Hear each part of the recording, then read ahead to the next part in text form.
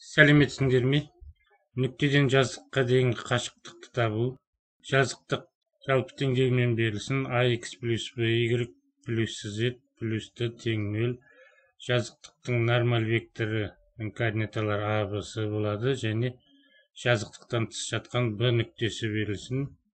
O нүктенің координаталары x0, y0, z0. B нүктесі. Енді нүктеден жазыққа дейін қашықтық дегеніміз осы нүктеден жазықтыққа түсірілген перпендикулярды айтамыз. Нүктеден жазықтыққа түсірілген перпендикулярның ұзындығын біз нүктеден жазыққа дейін қашықтық дейміз. Сонда перпендикулярның ұзындығы d нүктеден жазыққа дейін қашықтық болады. Болмаса вектордың ұзындығы деп алсақ та болады. Енді бұны есептеудің формуласы бар.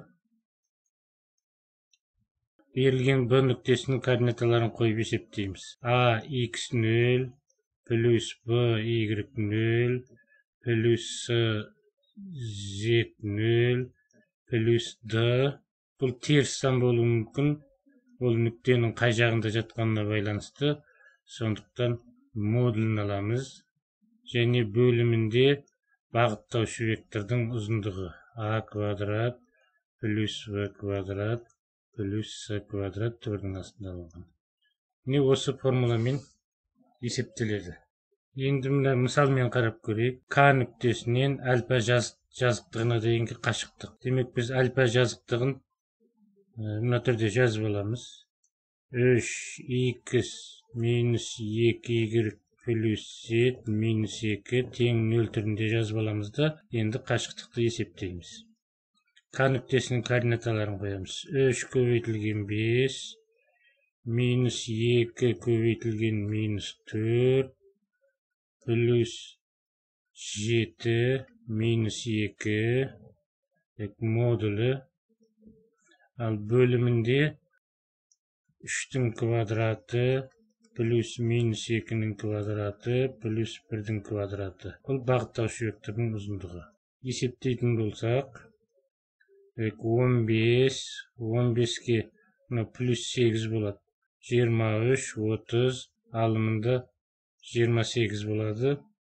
Плюс 28 модулы бәрі 28 болып тұр. 9, 13, төр астында 14 болады екен. Енді бөлімнен иррационалдықтан құтылатын болсақ, алымында бөлімінде төр астында 14-ке көбейтеміз. Сонда қысқарып 2 төр астында 14 деген жауап шығады. Бұл жазық пен нүктенің арасындағы қашықтықты есептеудің бірінші тәсілі.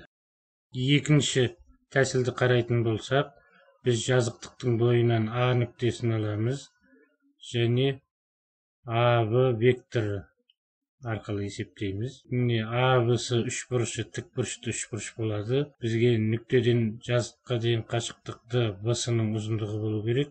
Және оны В-сының ұзындығын табу үшін біз косинустың анықтамасын қолданамыз.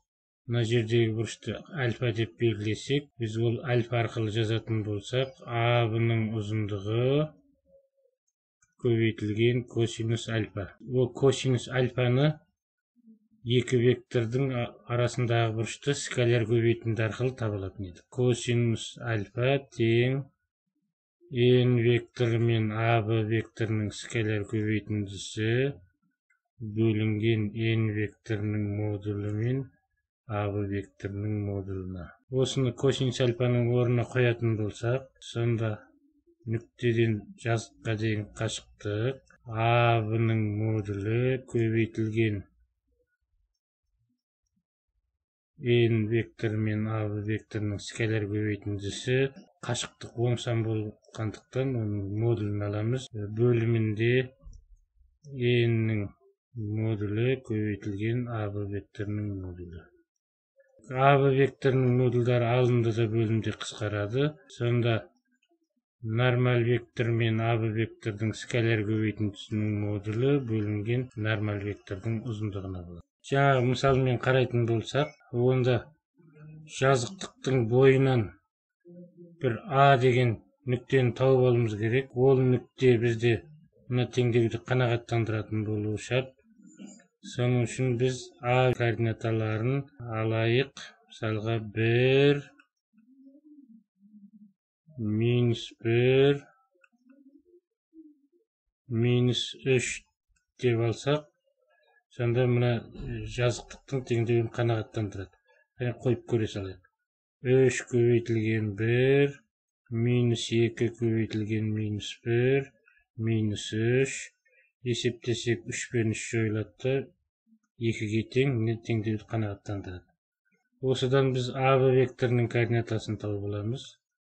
АБ векторының координатасы, АК векторының, кешіріңдер, АК векторының координатасын тауып аламыз. 4 -4 -1 -3 7 -3 10. АК векторының координатасы болды. Нормалінің координаталары 3 -2 1. 3 -2 1.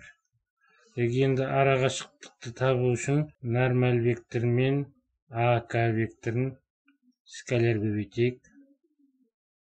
Сонда 4 көбейтілген 3 плюс -3 көбейтілген -2 плюс 10 көбейтілген 1.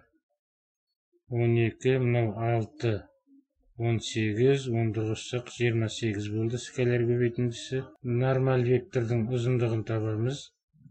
Түбір астында 3-тің квадраты плюс -2-ның квадраты плюс 1.